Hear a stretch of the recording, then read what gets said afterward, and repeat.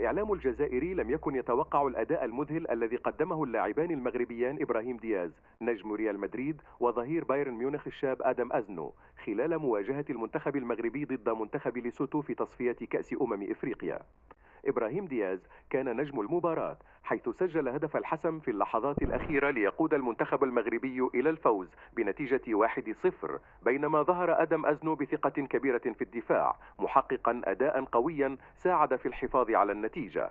ردود فعل الإعلام الجزائري كانت مليئة بالدهشة والإشادة، حيث رأى البعض أن هذا الثنائي المغربي يظهر تطورا كبيرا في الكرة المغربية مقارنة بما كان عليه سابقا. يوم اول مره يلعب رسميا وبهذا الاداء الخرافي، يعني وادى مقابله في المستوى الالتحامات. المهم كان عنده حتى لي ستاتيستيك، كانوا عنده يعني حاجه روعه، ويتحصل على احسن تنقيط. يعني هذا اول يعني احسن لاعب في المقابله. هذه راه حاجه ماشي نورمال، لانه نهار يا شيبه هذه واحد 10 شهور ورا الفيديوهات عندنا، وكنت هضرت عليها وقبل ما مشيت لكاس العالم. قلت لك غادي تحرمنا من لعاب جوهره في افريقيا، جوهره تلعب المنتخب المغربي بحال هذا بحال هذا ادم ازنو. ومشي انت وكتقول لنا منا ومنا ومنا، وحنا نعرفوا باش تمشيو. كاين المدربين سماسره، نهضروا راه كاين مدربين سماسره.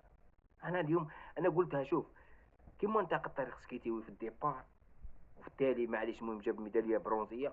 انتقدتك انت في الديبار على حساب ادم ازنو. هذا راه ما خاصوش، هذا خاصو العنايه. علاش البارح الركراكي في التصريح ديالو قال لك خلعني؟ لا، حنا كنا عارفين القيمه ديالو. ما كان لا خلعني لا ولا ودي السركازي. اسمح لي معاك، هذه ماشي متفق معاك. حنا عارفين القيمه ديالو من النهار الاول هضرنا عليه، ومنها فيديوهاتنا راهم يحكيو علينا، وبنادم يولي مارشال راه يتبعنا. النهار الاول حكينا على هذه القصه ديال ادم ازنو، ونحكينا على يوسف الخديم. تا يوسف الخديم جوهره قادمه بسرعه.